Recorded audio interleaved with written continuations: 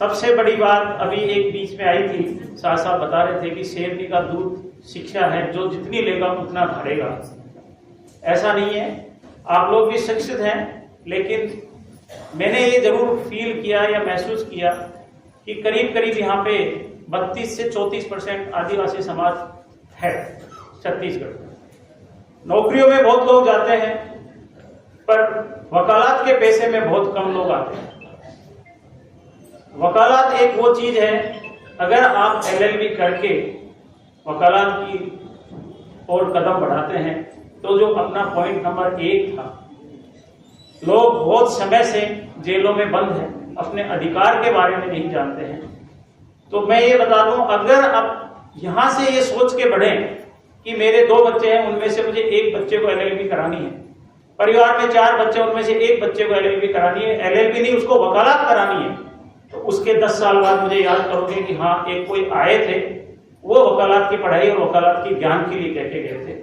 अंबेडकर साहब ने जो संविधान लिखा था वो इतना छोटा नहीं था, विश्व का सबसे बड़ा संविधान था, और इसी संविधान ने जयपाल साहब के मार्गदर्शन में अपन लोगों को वो जगह दी, वो दिशा दी कि हम सब बैठ करके आज बोल पा रहे हैं। छत्तीसगढ़ के अंदर बहुत सारे आदिवासी हैं। मुझे ऐसा पता लगा, आपका एक कोई सामूहिक संगठन की कोई जमीन नहीं, कोई आपका परिसर नहीं, कोई आपकी जगह नहीं। आप राजस्थान में आइए, साहब आते हैं, हमारा एक संगठन है 1958 का बना हुआ है, अभी हमारा एक प्रगतिशील संगठन बन रहा है, उसका हम एक लाइब्रेरी बना रहे हैं, एक सामुदायिक भवन बना रहे हैं, शिक्षा के लिए बना रहे हैं।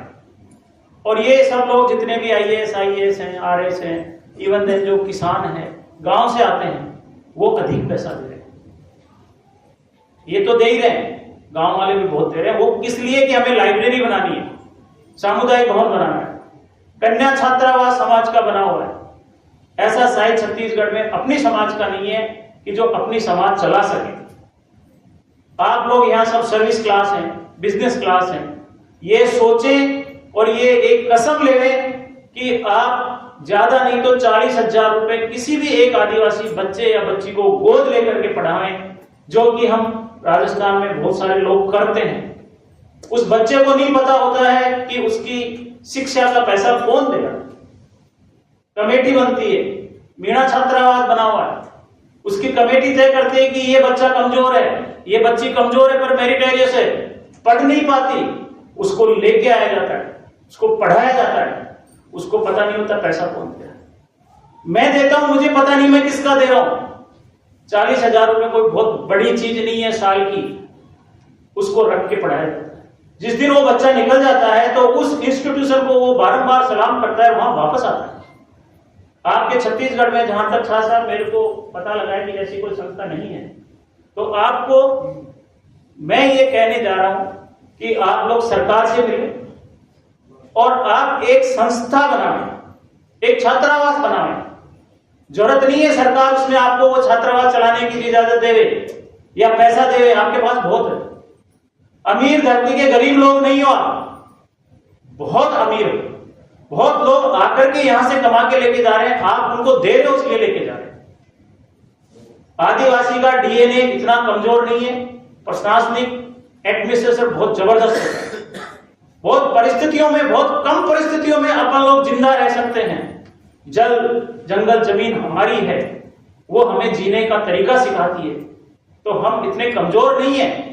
इसलिए आज मैं आप सब लोगों से ये एक वादा लेना चाहता हूं कि आप एक बच्चे को जरूर पढ़ाएं, अपने जीवन काल में एक बच्चे को जरूर पढ़ाएं।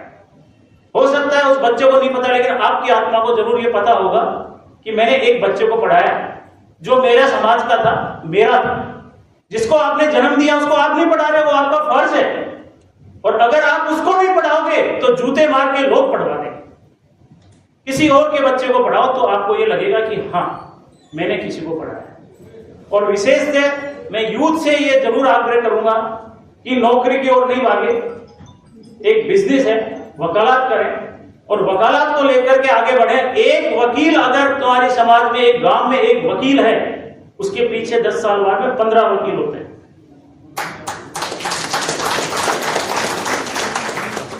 तो आप जरूर से किसी इस मुहिम को चलाएं जिससे कि आपको किसी को पैसे देने की और किसी को चैरिटी देने की जरूरत नहीं है कि मेरी समाज के लोगों को कैसे सुधारा जाएगा।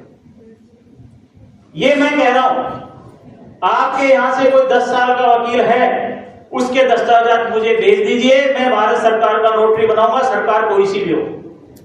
ये मेरा वादा है।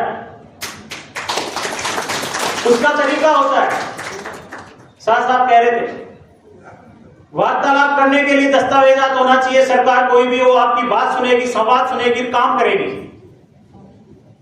और वो काम जब करेगी जब आपके पास में रिक्विजिट डॉक्यूमेंट होगा, पूरा तजुर्बा होगा। और वकालत एक ऐसी चीज है कि जहां भी आप खड़े हो जाओगे अपने कानून के हक के लिए, लॉयर लिखा शब्द देख के एक बड़े से बड़ा आदमी भी आने से पहले 3 दफे सोचता है कि वकील है, कभी कपड़े नहीं खोलते।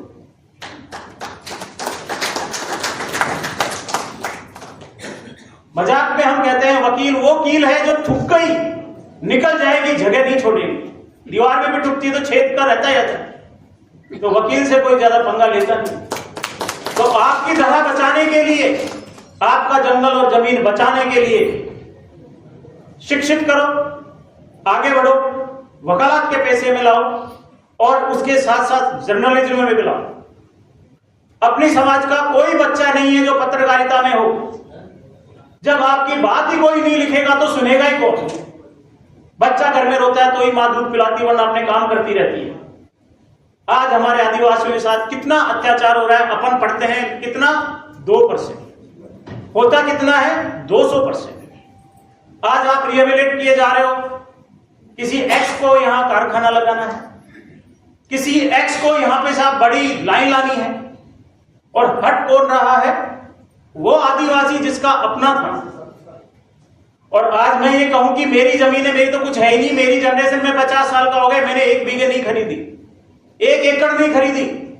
उन पुरखों की जमीन जिसको मैं मेरी कह रहा हूं, कहने का कोई हक नहीं है। मैंने 1 एकड़ छोड़ के 1 इंच नहीं बसाई है, और बसाई है तो 100 गज का प्लॉट के लिए बसाई हो, एग्रीकल्चर जमीन नहीं बसाई। उसको बचाने के लिए आपको शिक्षित होना होगा। और शिक्षित जब आप हो जाओगे तो 2 चीज कर लेना, एक तो LLB में बच्चे को ले जाना, दूसरा साथ ही साथ मास कम्युनिकेशन का कोर्स करा लेना। 10 साल बाद अपने आप की गिरबान में झांक लेना कि हमारी समाज कितनी आगे दौड़ रही है और कितनी पुरजोर लड़ाई लड़ रही है। इन्हीं 2 शब्दों के साथ मैं मेरी वाणी को विराम देता हूं। जय जोहार, जय आदिवासी, जय